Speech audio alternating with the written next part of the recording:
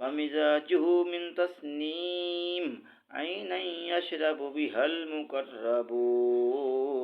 إن الذين أجرموا كانوا من الذين آمنوا يضحكون وإذا مروا بهم يتغامزون وإذا انقلبوا إلى